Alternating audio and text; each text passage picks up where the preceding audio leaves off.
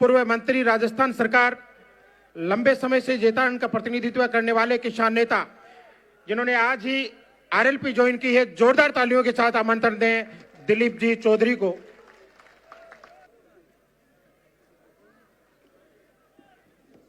बोलो तेजाजी महाराज की।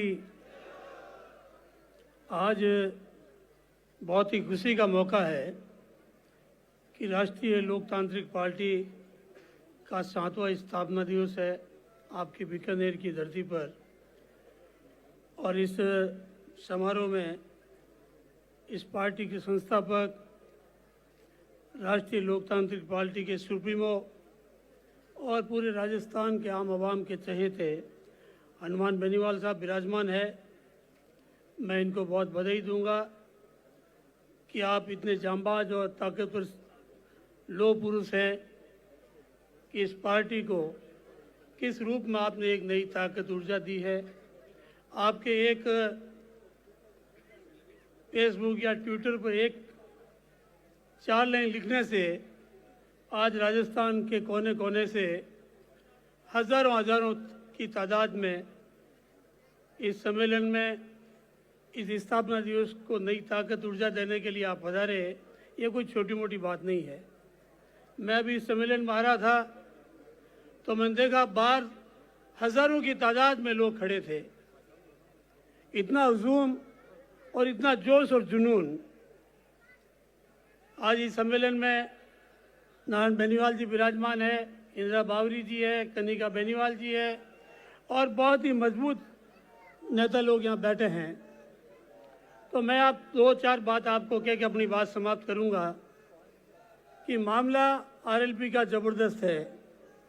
अरे सुनिए, नारेबाजी बंद करो। मैं 2-4 काम की बात करूँगा और आप तसल्ली से सुनिए आप बात को। देखिए कि आज राजस्थान के अंदर इस आरएलपी के प्रति लोगों में बहुत बड़ी आस्था है और बहुत ही जोरदार जुड़ाव है। मैंने इनके कई कार्यक्रम देखे हैं। बेनीवाल साहब से मेरे बहुत पुराने रिश्ते भी हैं और मैं 30 साल तक कांग्रेस में रहा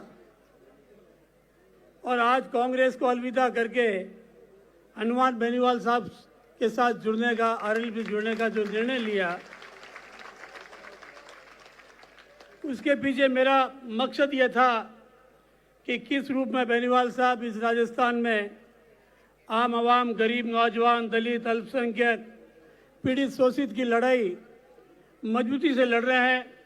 ऐसे योद्धा का साथ देना चाहिए। उस रूप में हमने हमारी पूरी टीम के साथ फैसला किया और आज आरएलपी का दामन हमने थामा है। मैं आवाम के सामने ये घोषणा करता हूँ कि पूरी ताकत लगा देंगे आपको इस दल को मजबूत करने के लिए और पूरी शक्ति के साथ कंधे से कंधा मिलाकर हम काम करेंगे।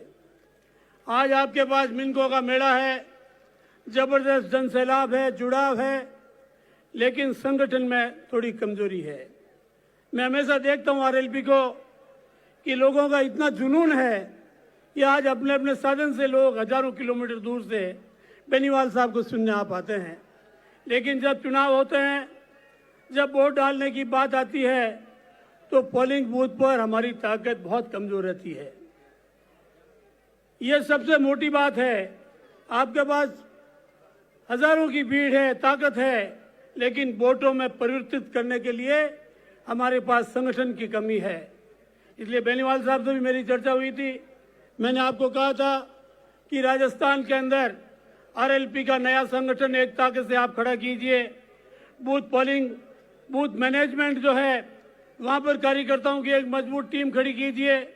हमारे पंचायत समिति स्तर पर, विधानसभा स्तर पर, ब्लॉक स्तर पर आप आरएलपी का संगठन खड़ा करो, जिला स्तर पर, और काम करने वाले लोगों को इस संगठन से जोड़ो।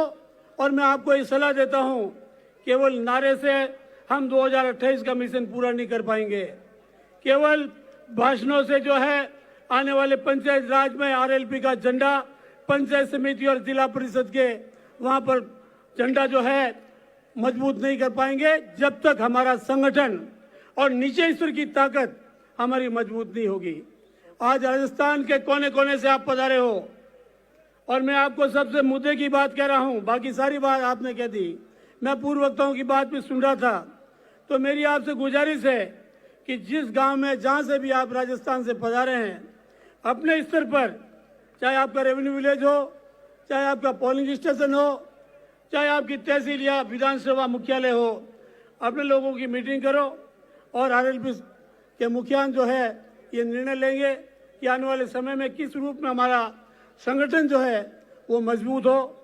मैं लंबी चौड़ी बात करूंगा नहीं। आप सुबह 10 बजे से आप यहाँ बैठे हो और मेरे ख्याल में सुबह 6 बजे से आप चले होंगे, कई तो बहुत दूर से पधारे हैं। इसलिए बेनीवाल साहब की आप बात सुनना चाहते हो, मैं पुनः आप सबको बधाई दूंगा, आपको शुभकामनाएं दूंगा कि आने वाले चुनाव में आप डटकर मुकाबला करें। हमारा मिशन 2028 है।